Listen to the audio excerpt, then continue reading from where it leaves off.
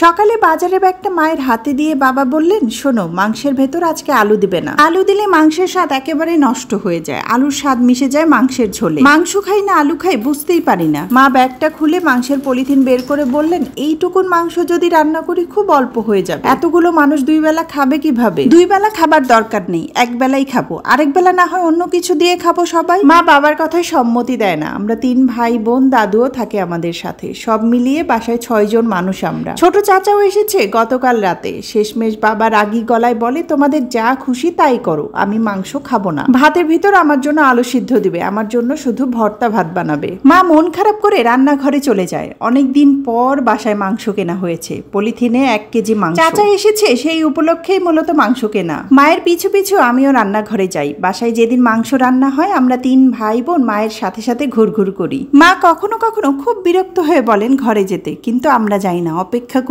কখন পাতিল থেকে 1 টুকরো মাংস তুলে বাটিতে দিবে, সাথে 3 পিস গরম গরম আলু। মা আলু কেটে টুকরো করে পাতিলে রাখে, বড় আপা আলুগুলো ধুয়ে দেয়। মাংস চুলায় বসানোর সাথে সাথে আমরা 3 ভাই বোন রান্নাঘরের পাশে এসে দাঁড়াই, অপেক্ষা করি কখন মা বাটিতে মাংসের টুকরো আর গরম আলু তুলে দেবে। কিন্তু মা রাগী চোখে বলে, আজকে আর খাবারের আগে মাংস পাবি না, বাসায় তোর চাচা এসেছে। মায়ের কথা শুনে বুঝতে পারি আজকে মা সত্যি মাংস দেবে না। অনেক সময় অপেক্ষা করে এক সময় মন খারাপ করে চলে যাই। বাবা রাগ করে দুপুরে মাংস প্লেটে তুলে নি। ছোট চাচা যখন বলল, ভাইয়া তুমি মাংস খাবে না, বাবা মৃদু হেসে বলল, বুঝলি আমার অ্যালার্জি, মাংস খেতে পারি না। মা আর বাবাকে জোরাজোরি করেনি, একটা বাটিতে আলাদা করে বাবার জন্য তরকারি তুলে রাখে, রাতে বাবার সামনে দিবে ঠিক করে রেখেছে। মাংস আর আলু দিয়ে আমরা 3 ভাই বোন পেট ভরে ভাত খাই। ছোট চাচা সন্ধ্যায় চলে যায়। রাতে খাবার খেতে বসলে মা আলু আর 1 টুকরো মাংস দেন বাবার প্লেটে। বাবা এবারও বলেন সে খাবে না, টেবিলেই খাবার খেতে আসেনি। মা বাবার খাবারটা নিয়ে রান্নাঘরে রেখে দেন। সবার খাওয়া শেষে দাদি বাবার কাছে খাবারটা নিয়ে যায়। মা জানেন বাবা দাদির কথা কখনোই ফেলতে পারবেন না। বাবা বলেন, মা দেখো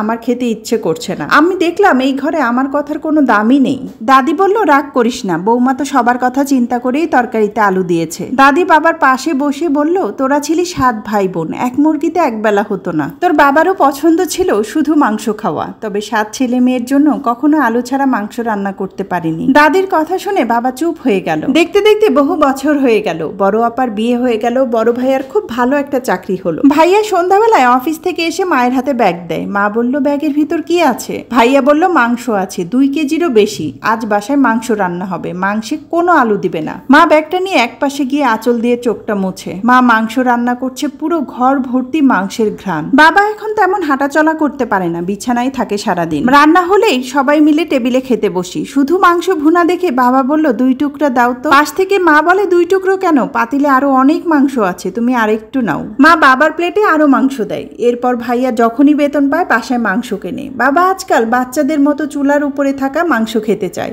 মা বাটিতে তুলে বাবাকে মাংস দেয়। এটা আমার কাছে পৃথিবীর সবচেয়ে চমৎকার একটা দৃশ্য। এই অসম্ভব সুন্দর লেখাটা লিখেছে মোস্তাকিম বিল্লাহ। বাবা মা সন্তানের জন্য যে কত সকাল্লাদ পূরণ করতে পারে না, তা আমরা সন্তানেরা কল্পনাও করতে পারি না। তাই যখনই আমাদের সামর্থ্য হয় তখনই উচিত তাদের ছোটখাটো ইচ্ছেগুলো পূরণ করার, এতে অনেক শান্তি। যাই হোক, কথা বলতে বলতে ভিডিওর একদম শেষে চলে এসেছি। আজ এই পর্যন্তই, কথা হবে নতুন কোনো ভিডিওতে। সে পর্যন্ত ভালো থাকবেন সবাই। ধন্যবাদ সবাইকে।